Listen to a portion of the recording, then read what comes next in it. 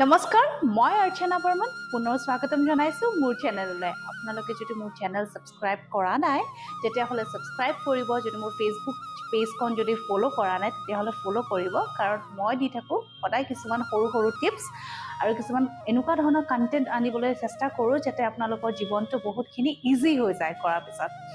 আজি আমি কথা পাতিম 2025 আৰু আহিবলৈ বেছি সময় নাই, কিন্তু এতিয়াৰ পৰা কিছুমান কাম যদি আমি কৰা আৰম্ভ কৰোঁ বা আমি যদি আমাৰ নিজৰ জীৱনৰ কথা যদি এতিয়াৰ পৰা জানিবলৈ যদি চেষ্টা কৰোঁ তেতিয়াহ'লে আমাৰ কাৰণে বহুত ইজি হৈ যাব যেতিয়া 2025 আহিব। 2025 বুলি কৈ দিয়াৰ লগে লগে নিউমাৰলজি মতে যদি আমি চাবলৈ যাওঁ তেতিয়াহ'লে আপোনালোকে বৰ্ডত দেখা পাব 2 + 0 + 2 + 5 = 9। যদি আপুনি গোটেইখিনি নম্বৰ যদি কাউণ্ট কৰে 9 নম্বৰত আহে, আৰু 9 নম্বৰটো হৈ গ'ল ইউনিভাৰ্চেল নম্বৰ, মানে গোটেই পৃথিৱীৰ মানুহসকলৰ কাৰণে এই 9 নম্বৰে ইনফ্লুৱেঞ্চ কৰিব গোটেই জীৱনটো কেনেকুৱা ধৰণৰ হ'ব নম্বৰ ৱাইজ। আজি মই এই ভিডিঅ'টোৰ মাধ্যমেৰে আপোনালোকক বুজাম। লগতে এতিয়া চাব লাগিব 2025 বুলি কৈ দিয়াৰ লগে লগে চাব দুটা 2 আহিছে, এইপিনে 5ও আহিছে। তো প্ৰত্যেকটা নম্বৰৰে প্ৰভাৱ আমাৰ জীৱনত এইবাৰ পৰিব, আৰু কেনেকুৱা ধৰণৰ প্ৰভাৱ পৰিব নম্বৰ ৱাইজ আজি এই ভিডিঅ'টোত আপোনালোকে গম পাব। চ' ভিডিঅ'টো গোটেই সম্পূৰ্ণকৈ চাব যাতে কি আপোনালোকে বুজি পায় কি কৰিলে কেনেকৈ ভাল হ'ব।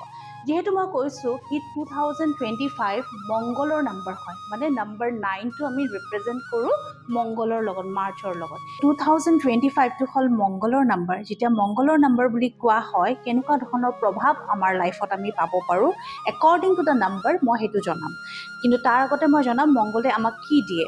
মংগলে আমাক ফাইনেন্স দিয়ে, মংগলে আমাক কেৰিয়াৰ দিয়ে, মংগলে আমাৰ বিবাহ হ'বলৈ বহুতখিনি পৰ্যায়লৈকে আমাক আগবঢ়ায়, মংগলে আমাক নতুন নতুন অপৰচুনিটিছ দিয়ে, মংগলে আমাৰ এনাৰ্জি দিয়ে, মংগলে আমাক হেল্থো ঠিক কৰে।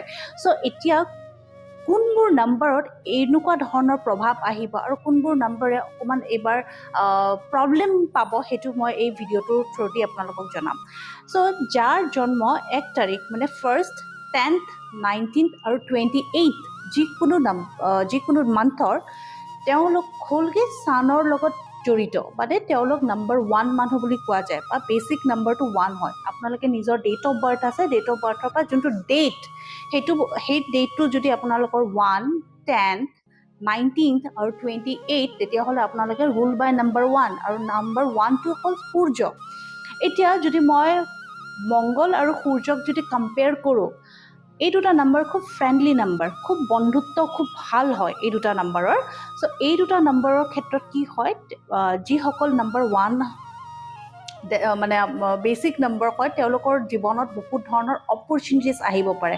এতিয়া যিসকলে গভৰ্ণমেণ্ট জব কৰি আছে, গভৰ্ণমেণ্ট জবত প্ৰমোশ্যন হোৱা এইবাৰ বহুত চান্স আছে 2025ত, যিহেতু মংগল আৰু সূৰ্য একেলগে লগ হৈছেগৈ। তৃতীয় কথাটো হ'লগৈ যিসকলে ভাবিছে এব্ৰড যাম বুলি কিন্তু পাৰা নাই কিবা ক্ষেত্ৰত, তেতিয়াহ'লে এব্ৰড যোৱাও বহুতখিনি সম্ভাৱনা হ'ব এইটো বছৰত। লগতে যিসকলে ভাবিছে এব্ৰডৰ কাৰণে বেছি ট্ৰাই কৰিম বা এব্ৰডৰ কাৰণে আমি এপ্লিকেশ্যনছ দি আছোঁ পঢ়া ৰিলেটেড, তেওঁলোকেও পঢ়া ৰিলেটেড যাব পাৰে এব্ৰডত। ইয়াতে এটা কথা মনত ৰাখিব আপোনালোকে কি এইখিনি সময়ত আপোনালোকৰ জীৱনত যিখিনি ঘটনা ঘটিত হ'ব, যদি তাৰ পৰা আপোনালোকে যদি একো নিশিকে তেতিয়াহ'লে এই বছৰটোত কিন্তু আপোনালোকে বৰ এটা ভাল ফল নাপাব।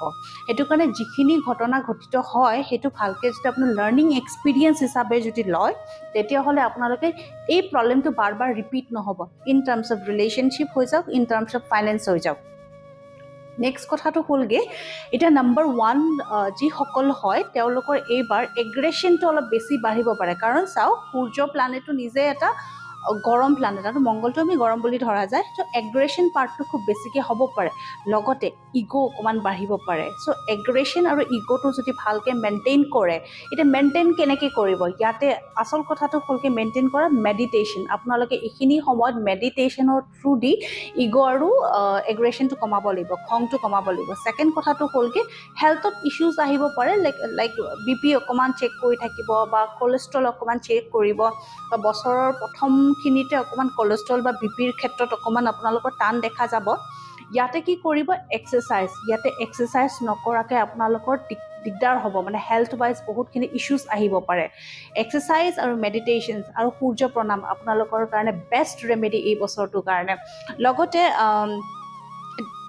ট্ৰাই কৰিব, যেতিয়া আমি 2025 লিখোঁ, আপোনালোকে 2000 গোটেই হোল 25টো লিখিব পাৰে, বা 25 বুলিও লিখিব পাৰে, আপোনালোকৰ কাৰণে কোনো প্ৰব্লেম নাই।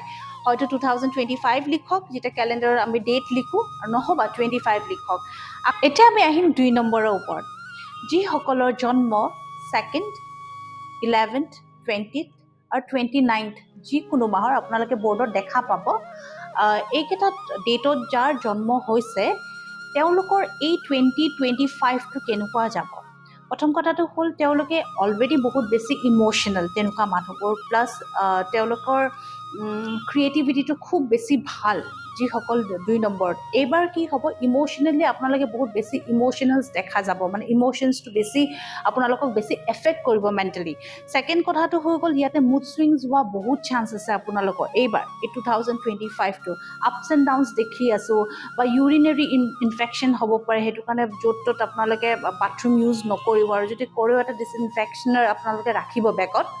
তৃতীয় কথাটো হ'লগৈ, ইয়াতে ফেমিলিৰ লগত অকণমান মিছআণ্ডাৰষ্টেণ্ডিং হ'ব পাৰে, কিন্তু আপোনালোকে যিখিনি কামত বা অফিচৰ কামত গৈ আছে, বা অফিচ ৱৰ্ক বা ফাইনেন্স হিচাপে যদি চাবলৈ যাওঁ, এইবাৰ ফাইনেন্সিয়েলি বৰ ইমান প্ৰব্লেম দেখাই থকা নাই, কিন্তু আপোনালোকে ট্ৰাই কৰিব যাতে অফিচৰ কলিগছবোৰৰ লগত ভালকৈ আপোনালোকে মিলিব পাৰে।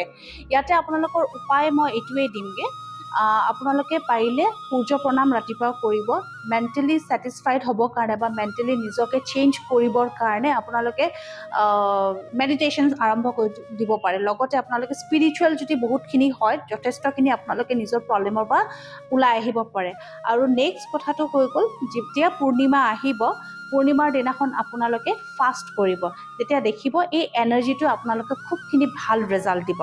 অকল নম্বৰ 2 হয়, তেওঁলোকে যদি ডেট ৱাইজ লিখিবলৈ বিচাৰে তেতিয়াহ'লে 25 অকল লিখিব, 2025 নিলিখিব, কাৰণ তাৰে ইনফ্লুৱেঞ্চটো, তাৰে এনাৰ্জিটো আপোনালোকক বেছি বেয়া প্ৰভাৱ দিব পাৰে। সেইটো কাৰণে 25 যদি লিখে 7ৰ প্ৰভাৱ পাব, আৰু 7ৰ প্ৰভাৱ খুব ভাল প্ৰভাৱ হয় আপোনালোকৰ ক্ষেত্ৰত, তেতিয়াহ'লে আপোনালোকে অকল 25 লিখিব।